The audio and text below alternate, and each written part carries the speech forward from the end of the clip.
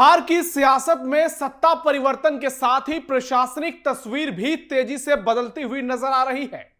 मुख्यमंत्री पद की कमान संभालते ही सम्राट चौधरी फुल एक्शन मोड में आ गए हैं और महज 24 घंटे के भीतर बड़े फैसलों की झड़ी लगा दी है। लंबे समय से हड़ताल पर चल रहे अंचल और राजस्व अधिकारियों पर सख्त कार्रवाई करते हुए सरकार ने ताबड़तोड़ निलंबन का आदेश जारी कर दिया है, जिससे प्रशासनिक हलकों में हड़कंप मच गया है। दूसरी ओर सीएम ने पदभार संभालते ही टॉप ऑफिसर्स के साथ बैठक कर साफ कर दिया कि अब काम में देरी नहीं, सिर्फ डिलीवरी होगी। विकास योजनाओं की रफ्तार बढ़ाने, लंबित परियोजनाओं को पूरा करने और जनता से जुड़े कामों में पारदर्शिता लाने पर खास तौर पर जोर दिया गया। सीएम ने सख्त संदेश दिया कि लापरवाही किसी भी हाल में बर्दाश्त नहीं होगी और जवाबदेही भी अधिकारियों को तय करनी पड़ेगी। यही कारण है कि अब बिहार में भी सम्राट मॉडल की बात होने लगी है। नमस्कार, टर्निंग पॉइंट देख रहे हैं आप, मैं हूं नवेंदु और आज के इस वीडियो में आपको बताऊंगा कैसे बिहार में नई सरकार बनते ही, नया सीएम बनते ही जबरदस्त एक्शन शुरू हो गया है। सीएम बनते ही सम्राट चौधरी का तगड़ा एक्शन, एक झटके में हिल गया पूरा सिस्टम। 41 बड़े अधिकारी सस्पेंड, मच गया हड़कंप। बिहार में अब सम्राट मॉडल चलेगा। बिहार में सम्राट चौधरी की सरकार बनते ही बड़ी प्रशासनिक कार्रवाई हुई है। पिछले कुछ महीनों से हड़ताल कर रहे सीओ और आरओ पर राजस्व एवं भूमि सुधार डिपार्टमेंट ने जबरदस्त सख्ती दिखाई है। विभाग ने एक साथ 41 अंचल एवं राजस्व अधिकारियों को सस्पेंड कर दिया है। सम्राट के सीएम बनते ही ऑर्डर का लेटर भी जारी कर दिया गया है। इस खबर से हड़ताली सीओ और आरओ के बीच हड़कंप मच गया है। नई सरकार बनने से पहले भूमि और राजस्व मंत्री पूर्व डिप्टी सीएम विजय कुमार सिन्हा थे, जिन्होंने पहले ही हड़ताल कर रहे तमाम अधिकारियों की हेकड़ी निकाली थी। उनको निलंबन, सेवा टूट और प्रमोशन रोकने की चेतावनी दी थी और अब आखिरकार फैसला आ ही गया, लेटर भी जारी हो गया और पूरे बिहार में खलबली मच गई। निलंबित अधिकारियों में अधिकतर अंचल अधिकारी हैं, यानी सर्किल ऑफिसर, जो ब्लॉक के प्रमुख होते हैं। बताया जा रहा है कि यह सभी अधिकारी हड़ताल में शामिल हैं और इनके अनिश्चितकालीन सामूहिक अवकाश पर जाने से डिपार्टमेंटल काम पूरी तरह से प्रभावित रहे। विभाग की ओर से जारी आदेशों में आरोप लगाया गया कि निलंबित अधिकारियों ने ऑफिशियली भी पूरी तरह से काम को बाधित किया। इन पर जनगणना जैसे महत्वपूर्ण कार्य को बाधित करने, सरकार की नीतियों की आलोचना करने, सहकर्मियों को भड़काने, उच्च अधिकारियों के आदेश का पालन नहीं करने जैसे गंभीर आरोप लगाए गए हैं। सम्राट सरकार का एक झटके में बड़ा एक्शन, राजस्व एवं भूमि सुधार डिपार्टमेंट की ओर से ऑर्डर जारी की गई है। इसमें कहा गया है कि इन अधिकारियों ने सरकारी आदेशों की अवहेलना की, अपनी जिम्मेदारियों को ठीक से पूरी नहीं की। सरकार के आदेश के मुताबिक निलंबित किए गए अधिकारियों पर कई आरोप लगे हैं, जैसे सरकारी कार्यक्रमों में भाग नहीं लेना, सीनियर ऑफिसर्स के निर्देश की अनदेखी करना, प्रशासनिक कार्यों में लापरवाही बरतना। यह मैं दोबारा इसलिए बता रहा हूं क्योंकि यह बेहद जरूरी है।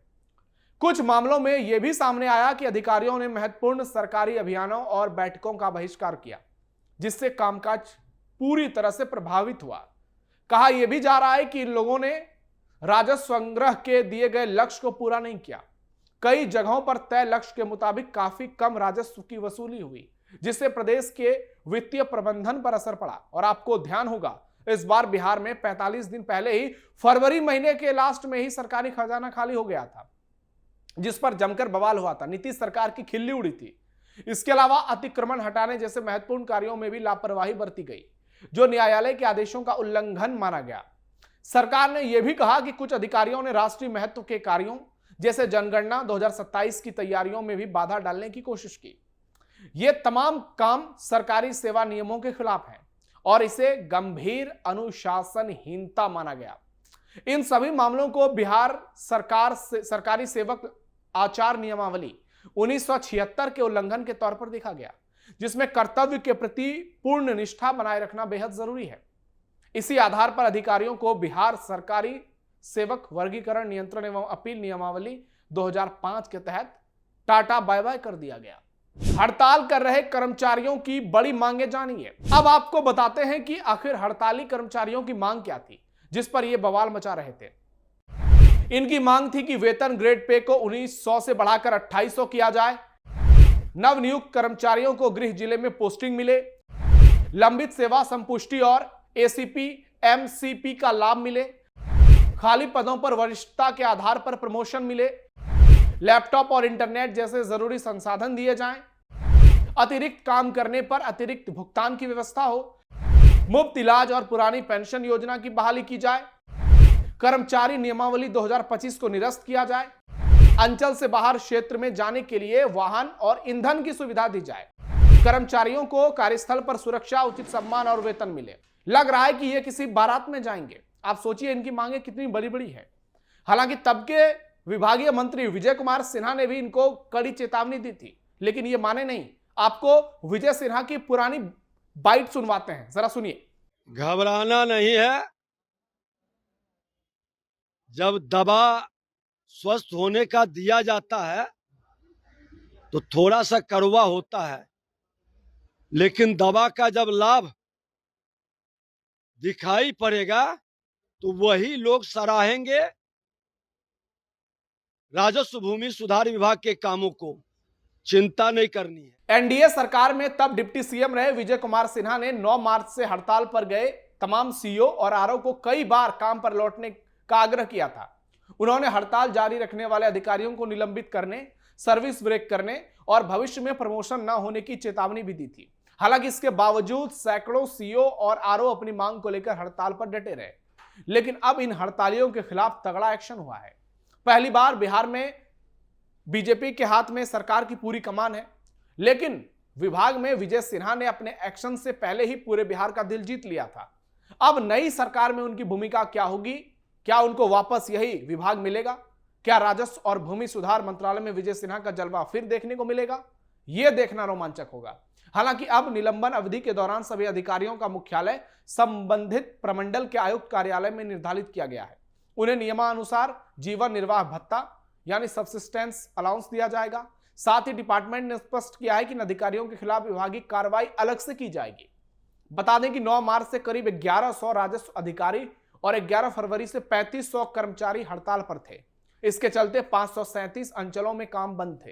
रोज 5500 म्यूटेशन और 10,000 परिमार्जन के आवेदन पेंडिंग हो रहे थे। इसके चलते 40 लाख से ज्यादा मामले लटक गए थे। लेकिन सम्राट चौधरी के सीएम बनते ही जबरदस्त एक्शन शुरू हो गया और सबसे पहला गाज गिरा इन हड़ताली कर्मचारियों पर। इनकी लंका लग गई है। सीएम सम्राट का अधिकारियों को सख्त निर्देश।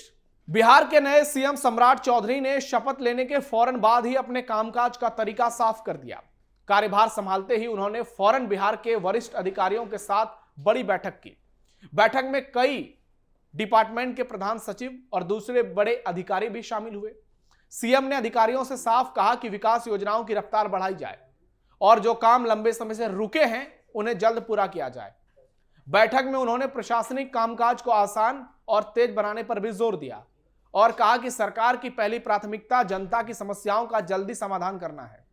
लोगों को अपनी शिकायत लेकर बार बार सरकारी दफ्तरों के चक्कर नहीं लगाने पड़े। मुख्यमंत्री ने अधिकारियों को कड़े निर्देश देते हुए कहा कि किसी भी डिपार्टमेंट में लापरवाही बर्दाश्त नहीं की जाएगी। सभी विभाग तय समय सीमा के भीतर अपने लक्ष्य पूरे करें। जनता से जुड़े कामों में देरी नहीं होनी चाहिए।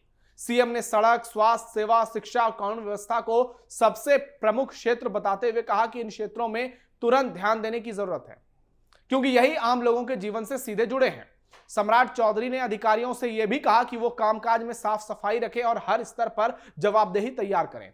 तकनीक का ज्यादा इस्तेमाल करें ताकि सरकारी सेवाएं लोगों तक आसानी से पहुंचे। नई योजना से जुड़े प्रस्तावों को भी तेजी से बढ़ाने का निर्देश दिया गया है।